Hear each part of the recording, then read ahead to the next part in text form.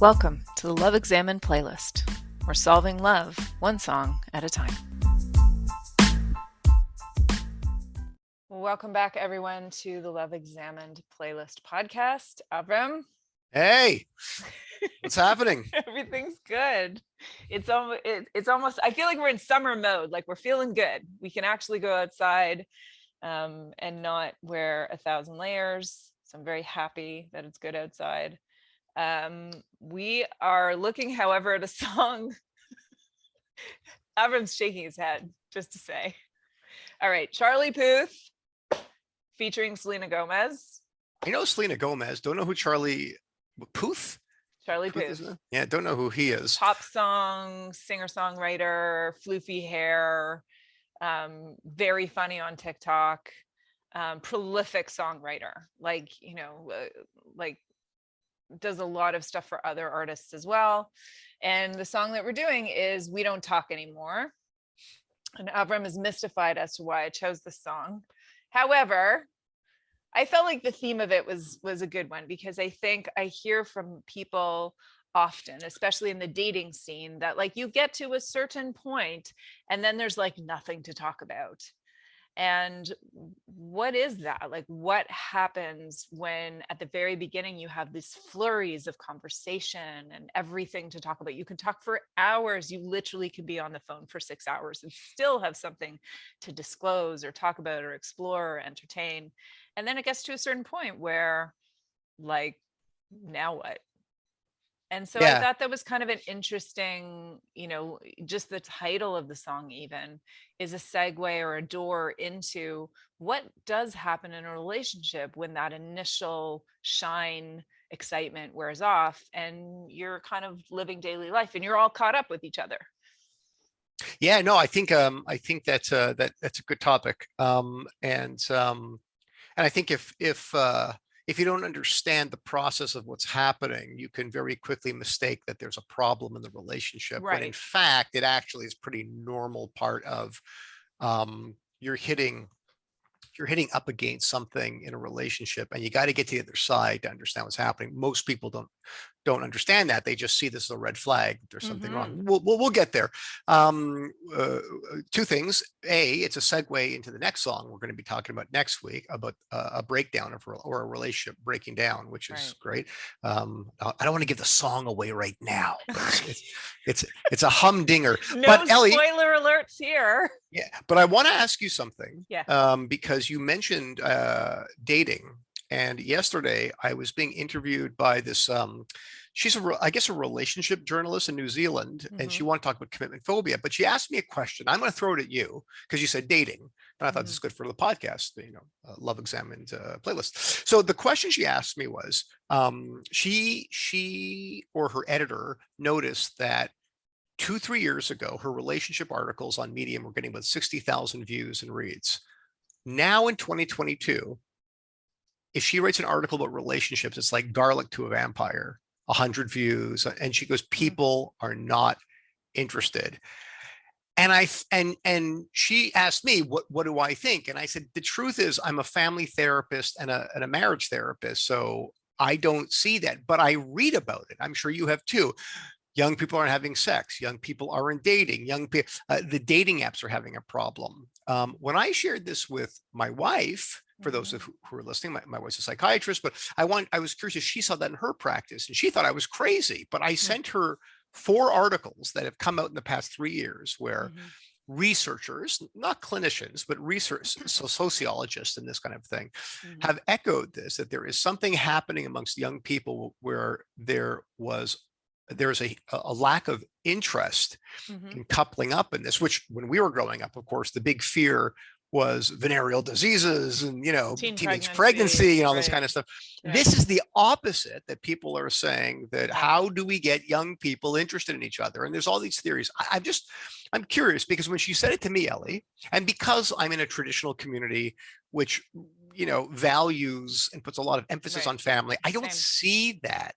But when I work with a single person in my office, I do get a sense that there is something out there that's changing in terms of where young people prioritize Mhm. intimate relationships as opposed to career, for example. I'm curious, what does this make sense to you? Because she said this is, she sees it in her numbers, and I believe her. I mean, I think she said that she has to be very careful now in terms of writing relationship articles because people Mhm. are just not interested. What do you think? Look, I'm only going to be able to speak anecdotally, but I would say a couple of things. Number one, there's so much hand wringing, and perhaps deservedly so, that this is the loneliest generation, Hmm. interestingly enough, because the amount of needs that you can get met with your screen in terms of being entertained, in terms of being turned on, in terms of being distracted, in terms of taking up time that you don't know what to do with, feeling a sense of meaning and purpose if you're an activist. Like, so much can happen on your own now: financial security, protection, all of those things. I think one of the questions is why a relationship, especially when coupled with that, what I see is an enormous amount of negative feedback about relationships in general. Like, what are red flags? What are, the toxicity of relationships, that Hmm. guys are terrible people, and why would you want to be in a relationship with one? And, everything ends in divorce anyways. And so, I would say those two things. Number one, people have more independent ability to meet their own needs than ever before, not always in a healthy way, but in a way that makes them sometimes feel like they don't need a relationship. And then coupled with that, a very negative rhetoric about relationships in general. And I think those two things are a perfect storm for people saying, why would I bother? Now, here's a question I'm curious. So I tackled the question from a different perspective, although I have to say, I think you would have answered the question better than I did. However, then I went to, then I, I put forward a hypothesis. I don't Hmm. know what you think. Yeah, You I'm let me know what you curious what you think. said. I said that, at least based on, again, my anecdotal experience with couples in my office and singles in my office, that something does change late 20s, early 30s, where the allure of gaming, pornography, social media, arguing on Twitter, something about like an itch that you have to scratch up. Is this what life is about? That Hmm. something about hitting your late 20s and early 30s, Hmm. that there's a reckoning with self and the meaning of my life. And I believe, at least now, again, when you have a hammer, everything's a nail, it looks like a nail. So people are speaking to me as a relationship therapist. I have a Hmm. biased population, Hmm. but I think that's what's going to happen, is that it's not sustainable. And you hear, by the way, I don't think this is not just me talking off the top of my head. There's a reason why you got people like Joe Rogan, who's appealing to all these young men, Hmm. and these subreddit groups of, called, I don't even know what they call it, something like no pornography or something, whereas like they're Hmm. swearing off all that, or people Hmm. taking sabbaticals from social media. There, Hmm. there is something intuitive, I think, that people are going through right now, that they are saying to themselves, this can't be all, there must be something more. And as a family therapist, of course, I believe it's all relationship. I believe a life of meaning is relationship, not marriage. Let me be very clear. I'm not saying marriage, Right. but relationship. And when you lack that relationship, a sort of malaise settles in about meaning and about the purpose of one's life. So I don't know. That's my hypothesis. I think at some point that's going to kick in. Hmm. By the way, one just little caveat.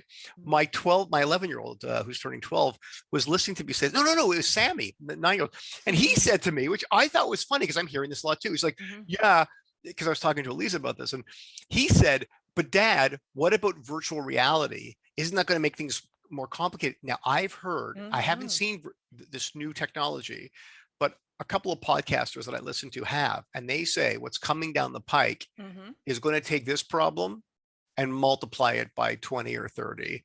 Hmm. Anyways, those are my thoughts. I don't know. What do you think?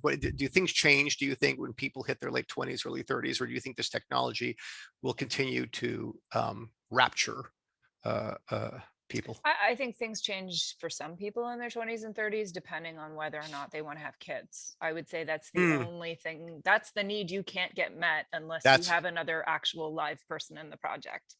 If somebody doesn't want to have kids, then you could probably go into a virtual reality and, kind of build an entire world around that. But I think the difficulty is that people forget the magic of actually being in person.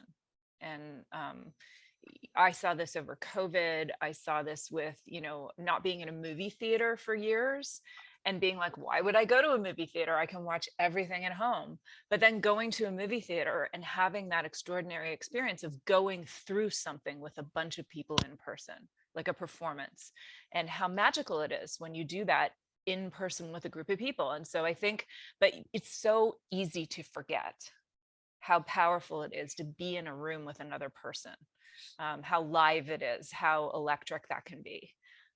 So I hope that the longing wins over the distraction. That's my hope, but it will remain to be seen what that looks like. okay. Excellent. Good.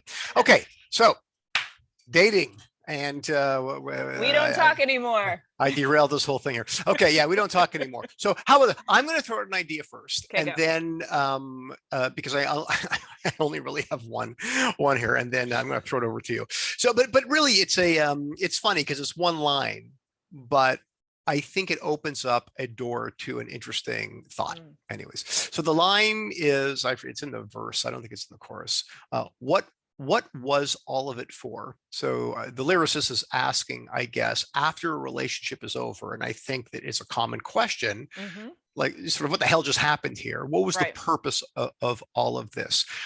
Now, I hear that question quite a bit as a therapist, and I think it's a good question, but I think that you have to think about the source or the roots of the question, and that's what I want to just get at here for 1 second. So it's a good question. So what is the purpose of inviting someone into your life and doing all this? And I think that you strip God out of the equation and religion, and even kids. I think there is a psychological way to answer what was it, what was all of it for. So here's the thing. In the song, I think what's happening here is that the question is being answered after the relationship is over.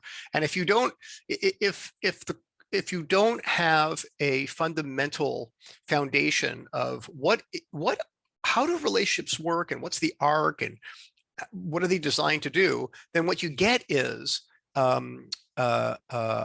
sort of a plethora of regret and sadness when a relationship is over. And it really does seem meaninglessness. Like, oh, wow, I wasted 3 years of my life, just to sit in my room with an old sweater and tears and anger, right? And resentment. Yep.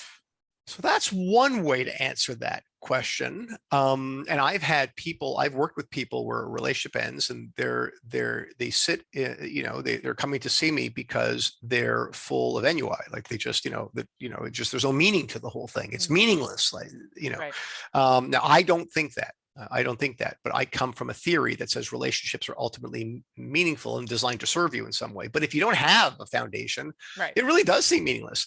Another way to think about the question of what was it all for is to think about the beginning of a relationship. What's it all for? The problem with that, of course, is that it's all neurochemical. Right. It's all fireworks and bonbons and fantasy. Right. So it's almost the opposite of what it ends. At the beginning, your whole world it's all about everything because it's all projection. It's all how you're going to give me and change my life and all this. And that of course has a whole bunch of problems because again, if you don't understand the natural arc of relationships, one of the things that you don't know is that this thing is going to end. The euphoria is going to end, even though you might know it intellectually in your heart, you don't think it's true. So that's a problem. And then of course in the midst of a relationship, you get what the song is about. If you don't understand the natural arc of a relationship, what you get is at some point what we call in my world emotional gridlock, where you stop talking about the important things, you distract yourself to lower anxiety. Everything orients around lowering anxiety, lowering discomfort, and keeping things calm, which is pretty boring. Right. Okay. So I was thinking about this, and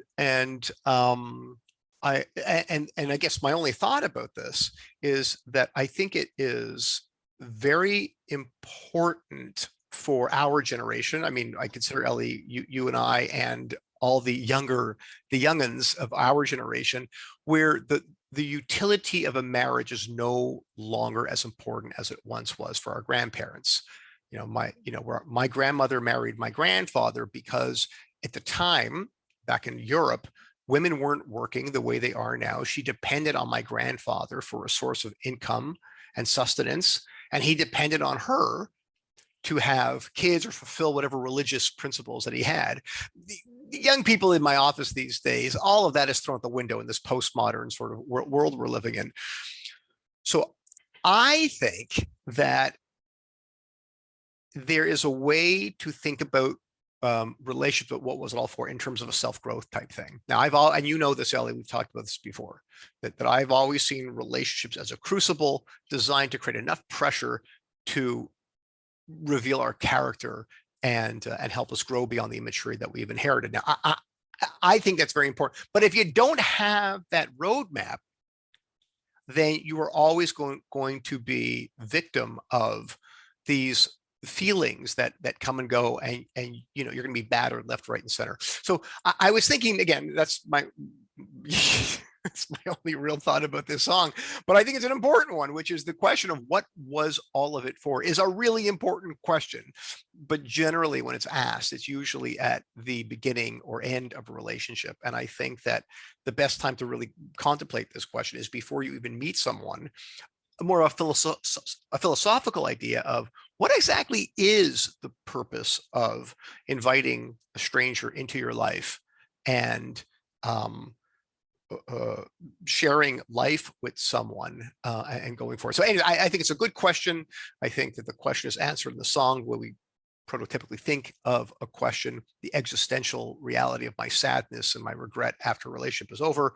I'm not so sure you can glean that much out of that, because in the song, as I'm sure you're going to discuss, a lot of the discussion becomes, why did you do this to me? How can you cheat on me? How could everything is you, right? Which is fine so far as it goes. I'm not so sure what one can glean from all of that you stuff, but so there's my thought. I think a good question. I think it's something that is important to contemplate. Okay, Ellie. Yeah, I think that question plays into the question that I had around it also, which is, if you don't know why you're in this relationship, then you're not going to know what to talk about when things aren't new. So meaning, if you, like you said, if you have a paradigm, like I'm going into a relationship because I want to grow, I want to understand myself, I want to, it's not just all about you. Like, you want to have companionship as somebody to grow with you that will be a mirror and a support system, like all of those things. But if you don't know that going in, then it's true, because then you're going into a relationship potentially for security or for entertainment. And then when neither of those things are there, which is want to happen, then yeah, the question is, what do we talk about? There isn't anything to talk about anymore. Whereas if you go into a relationship with the intention of learning, growing, changing, there's always something to talk about. Because you can simply say, like, wow, this thing happened today and I don't understand what that was. Or, you're driving me crazy. I don't understand what's going on for me in this. Like, what am I missing? And it creates like a much more expansive, like, you get 30 more rooms to your house that you can go into if you think of your relationship as a house. where you can talk about all kinds of minute, interesting details of how you think, how you feel, how you function, that you won't get if you're just going into it for solace, security, and entertainment. You know, I mentioned maybe too much to a fault, the late David Snarch's research on this kind of stuff. But one of the things he said that it blew me away, and it makes more sense to me now, the longer I stay married, is that the only person that knows me to the depths of I allow someone is my spouse. I haven't been with my parents now. I haven't lived in their house for, I don't know, 25, 30 years, whatever it is. My brother and I are close, but he doesn't really know me that way. Any therapy I had, yeah, they know me, but again, it's a very artificial environment. The person who really sees me without my masks and everything in my most vulnerable periods is my spouse. And so they become very important, meaning that their opinion of me and what they know about me becomes very important. And because of fusion, I could become very weary about what they think about me. And so I start to shut down. Meaning, so in the beginning of a relationship, you're, as much as you might be infatuated with someone, they're not important to you in that way. They don't know you in that way. So you're much more open with your ideas, and everything is exciting, and everything you're talking about is fascinating. Right? That's interesting, because like the barrier of risk is lower. It's very low. Certain way, right? That's. I mean, there's risk there. There's risk. There's the risk of I might say something and we might not make it to a fifth date. Right, like the rejection, like oh, they won't like me anymore. But it's a different risk that you're talking about. What is that risk? It's sort of like saying, look, you can go to McDonald's, right? I used to eat at McDonald's. You can go to McDonald's. That's an inside kosher joke, but you can go to McDonald's, right? And it's delicious. You can actually have 7 Big Macs, and the French fries are amazing and everything. Right? And then you can have a really good meal with a good salad, right? And some good protein. It's the qualitative difference, but they both taste great. You know, they both taste great, but in terms of quality and longevity, it's night and day in terms of what you're going to get out of those two experiences. So the beginning of a relationship, things are more open because everyone's working off the fumes of novelty and sexual attraction and this sort of thing. But the thing that Snarch says, which is fascinating, but the person sitting opposite you isn't important enough to you yet, meaning they don't know you in that way, in the sort of true Martin Buber way, that I thou way, in your within your nakedness, quote unquote. Whereas they would know, whereas they don't yet know, they wouldn't necessarily know where to stick the knife, as you would say. No, they would. That's exactly it. Right. I mean, they can say to you, I don't think we're right fit, and it'll sting a bit, but like anything that ends after 4 or 5 dates, you get over it within like, whatever, a couple of weeks or something. Right. But when you are 5, 10 years in and you're sitting there going, my God, we don't talk about anything anymore, right? Well, the next question is, who do you talk about things with? So of course, people in my practice, they'll always say, I don't get it. Right. I talk to my friends, I talk to my colleagues, and what do we know about these people? They are not as important, and they also don't know all your vulnerable parts. There, something happens in the connection in a long-term relationship where we start to be very guarded. It's similar, how you break a leg, it heals, but you favor the other leg because you are guarding the wound in a way, or the wound that's healed, but there's anxiety about re-injuring that leg. Yep. I think that happens in a relationship where we get burned. An example, you're in a relationship and it could be actually 3 months in or 5 years in, and you take a stand on something, you say something, and your partner gets very upset, right? And the whole process is, and you can't go anywhere. Let's say you're married, you got kids, and you might not want to break up right away, so you're kind of stuck in it. And if you don't know how to self-regulate your anxiety, and you didn't see this growing up, it's going to be very painful for you. So you have 2 choices. One is to steady yourself, lower your anxiety, and stick with your original thought or whatever, and deal with the turbulence of a difference of opinion, or shut your mouth, don't bring it up again, right? And that gets removed off the things we can talk about or do. Right. So that's like in my analogy of the house as a relationship, that's a room you can no longer go into. The door gets closed, That's you right. put a lock on it. We have 5 other rooms we can Right. go into, For now. right? For an egg. Well, and this is, if you want to read I mean, again, I tell people, anybody who is thinking of getting married, I really strongly recommend. Yeah, I know Sue Johnson's EFT stuff is popular and John Gottman, but for my money, David Snarch's Passionate Marriage, the first 6 chapters is required reading, if for no other reason to understand why sex will become ultimately boring and what do you do about it. Because what happens is sexually, spiritually, cognitively, you start shutting those rooms down in a relationship where all those rooms were open in the beginning. Right. But And now actually, there's like, ooh, I'm not going to talk about that because that always provokes this response. And it, ooh, I don't want them to ask me about that because I don't know how to answer that. So that room gets closed. And slowly but surely, there's less and less rooms that you can go into. And now there's this question, what do we talk about? Well, exactly. Now, what's interesting, Ellie, this doesn't happen for everyone. And so this is this idea of a continuum. So people who are more anxious, right, they're more accommodating to other people's pain. And we call that empathy. So we call it empathy. And as I'm laughing because his face when he said that word empathy was very funny. Well, it was very like, okay. Well, the quote unquote word that everyone uses to describe many things that don't always necessarily include actual empathy. Well, it's like, I mean, every time I hear, and God bless her, she's doing good work. I mean, but every time I hear someone say, Brene Brown said, I want to take an ice pick and stick it into my forehead, because I have couples in my office that batter ram each other into submission by saying, you don't respect me, you don't have empathy. And yet basically what they're saying is, you need to soothe me. That is your job. Your job is to soothe me and I will soothe you. And what that means, everything you're scared about, I won't say or do. And everything I'm scared about, don't ask me to do it. And if you do, you'll traumatize me more. That's right. And then we're going to close all the doors, in your metaphor, we're going to close all the doors in the house. We'll just sit in the living room, right? Make salted popcorn, because butter, butter's not good for you. Totally traumatizing. We won't watch any shows that are challenging, and we'll live our lives comfortable, because that's your job, to keep the temperature at a nice level, so we're all just comfortable. Fine. Right?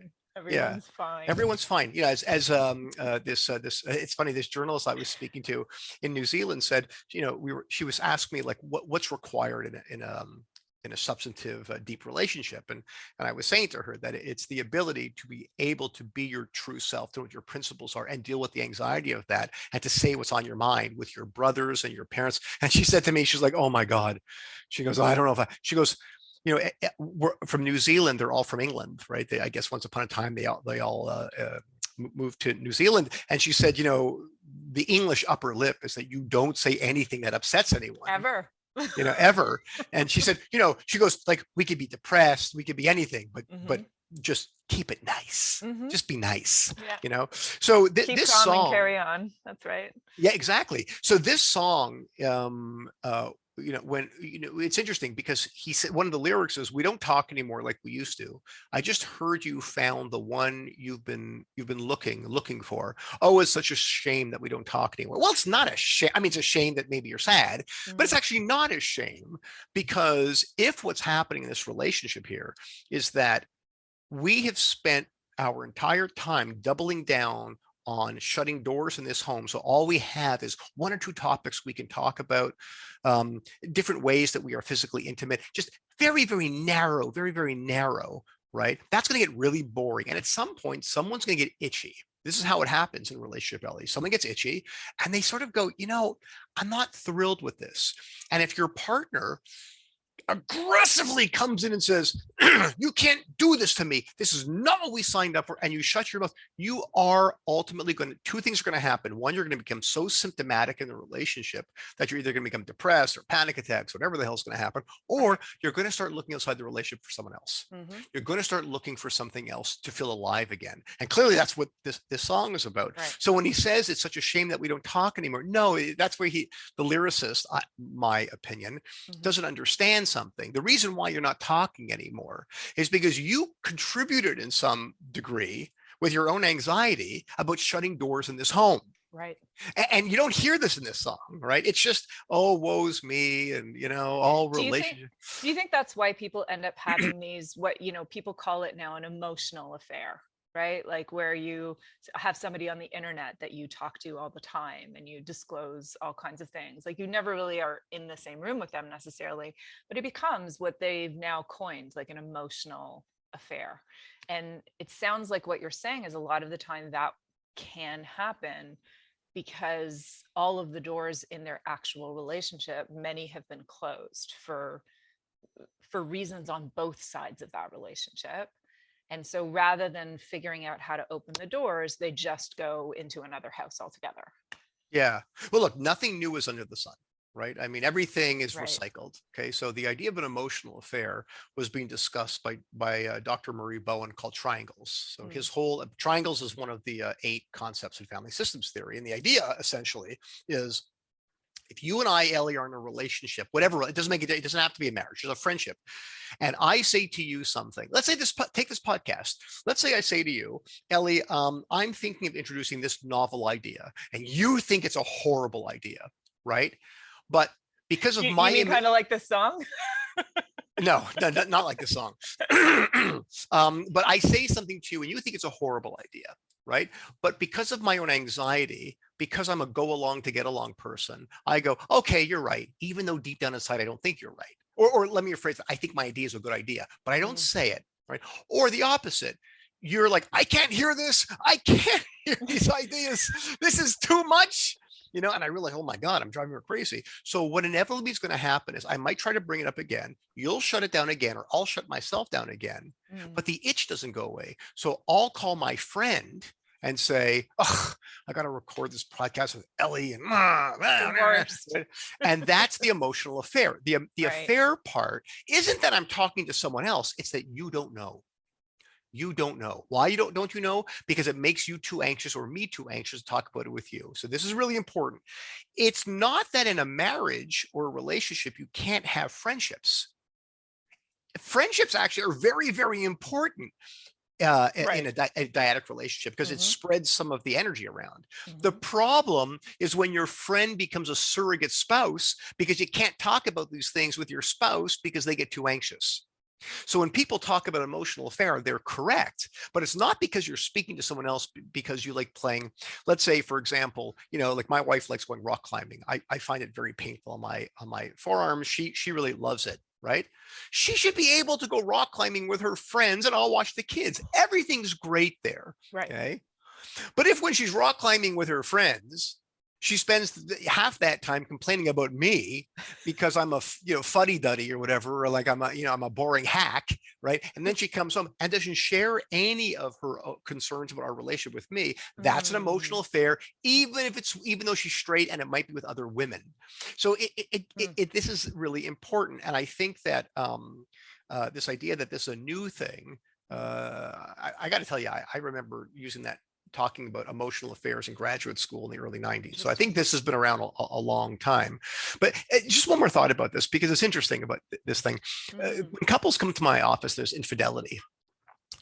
Every couple wants to spend the first 3 sessions, saying, is that an affair or is this an affair? Right. Right. So my job when people come in and talk to me about this is to get away from the content piece, because we get all caught up in this idea of, if we can label an affair, you've done me wrong in some way. And right. It's ultimately proven that you are the problem in this relationship, period. That's right. And so yeah. And so you get into these debates of like, but it was just a kiss, there was no tongue.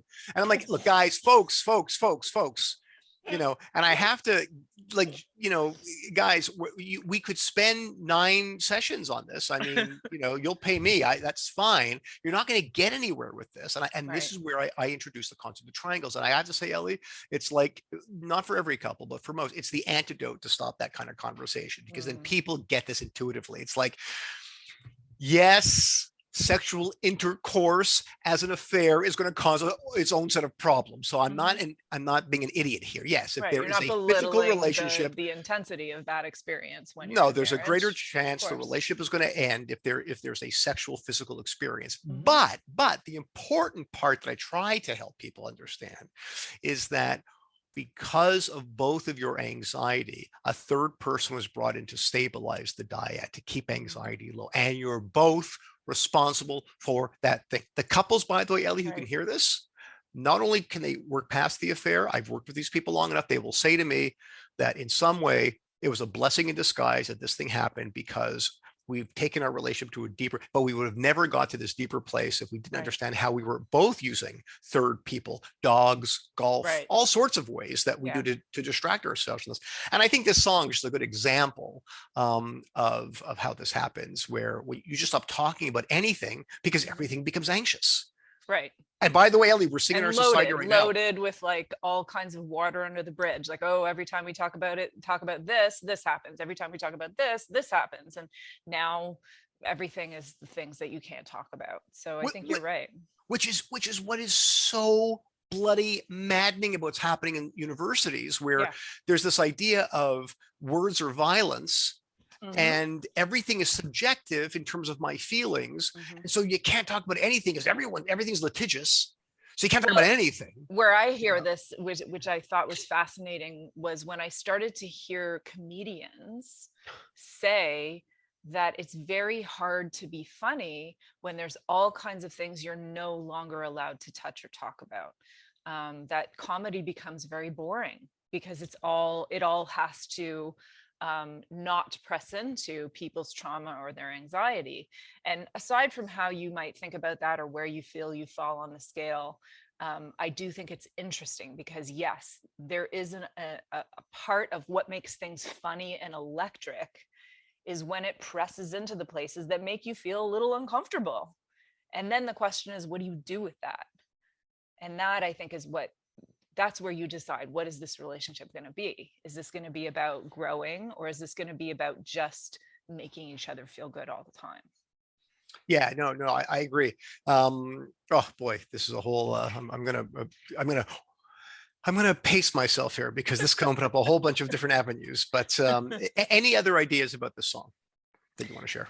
No, I think actually I wanted to ask a question because I do find the other thing that I hear come up around this idea of we don't talk anymore and why doors will get shut in this analogy that we're using, where one person has an interest in growth and meaning and reflection and trying to understand, and the other person either doesn't understand that or they're not interested in that, and they'll make a claim like, oh, you're trying to psychoanalyze me. Mhm. I've heard this from multiple people, like, oh, they're saying I'm an armchair analyst, or they're trying to analyze me. um, what do you see in your office? Have you heard this type of feedback? Because then it feels like now you're in a relationship with someone who absolutely doesn't want to self-reflect because they've decided that it's like amateur psychoanalysis, and that's not what they're into. How do we respond to that? What is that? Yeah, for sure. No, I hear that all the time. It's one of the reasons why I tell couples when they come into, especially high anxious couples, when they come into my office, I tell them, when you leave here, if you can't contain yourself, this is when I used to see people in person, take separate cars. They would think I'm crazy, because what would happen is they take the I same get car. that. They'd get into the car after the session, and 2 blocks out of my office, they would say a fight breaks out into the car about something they just spoke about Yep. in my office. And they'll be, no, you're not listening. Avrum said your mother, and a whole fight breaks out. So this is a very complicated and deep topic, but the gist of it is this: no one likes when their partner is in their head.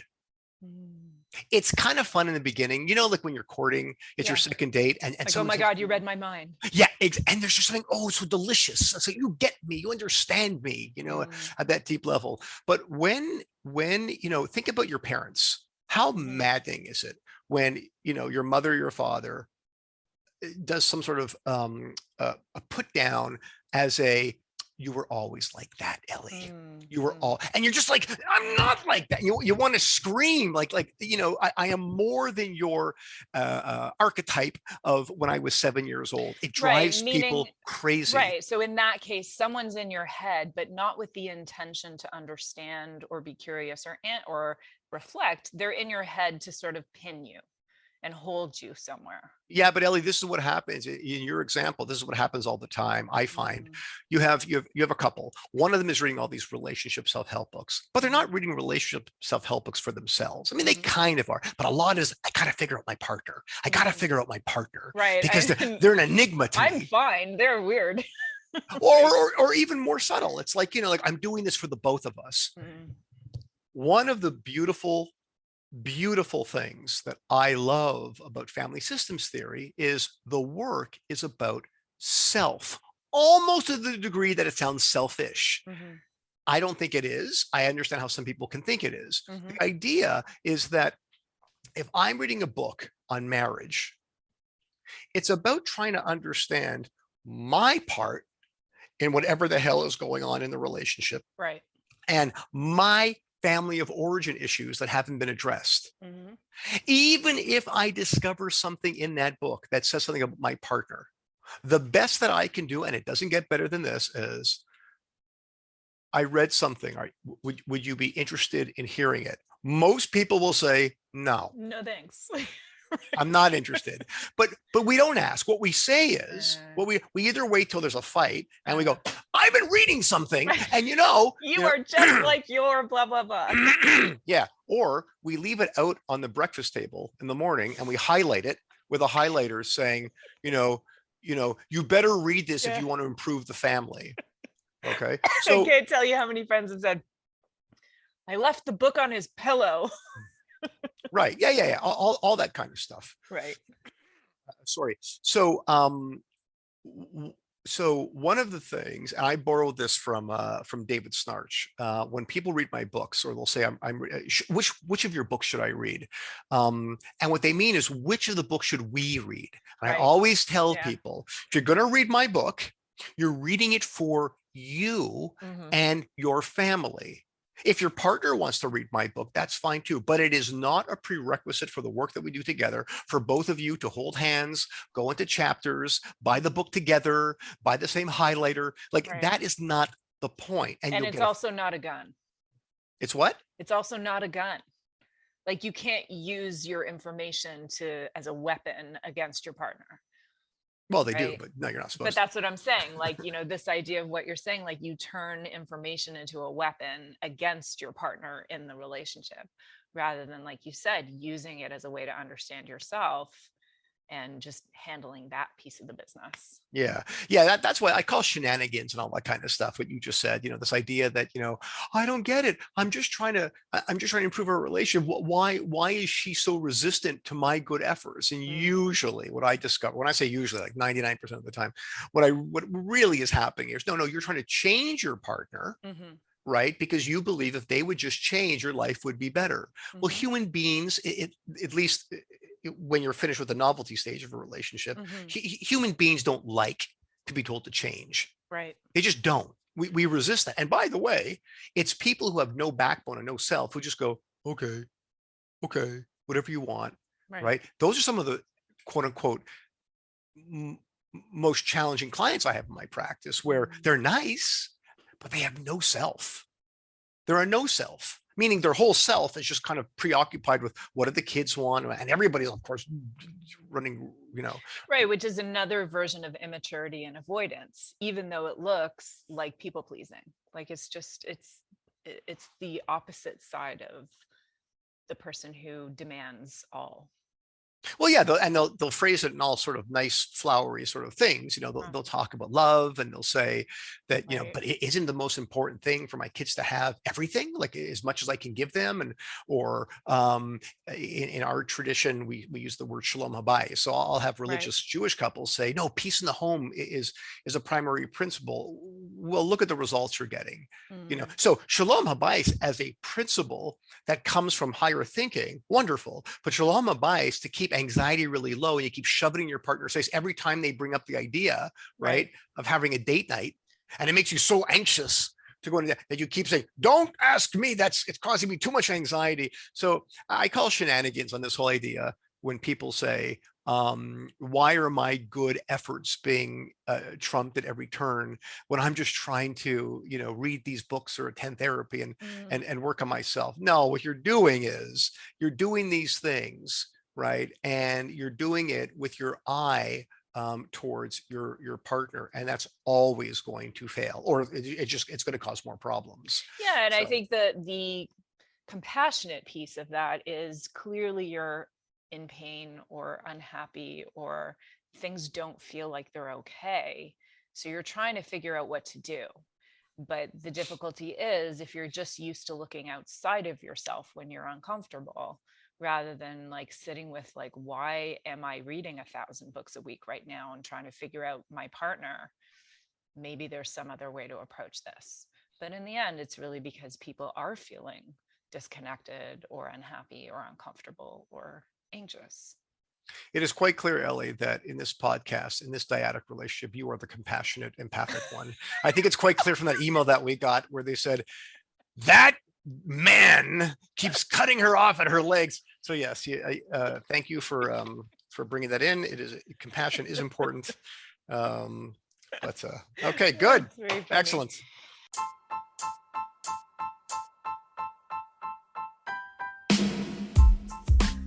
Thank you so much, Avrum. I think this was really interesting. I thought we got a lot out of it, even though you were dubious on using this song. I thought it was a lot of fun. No, it was. Yep.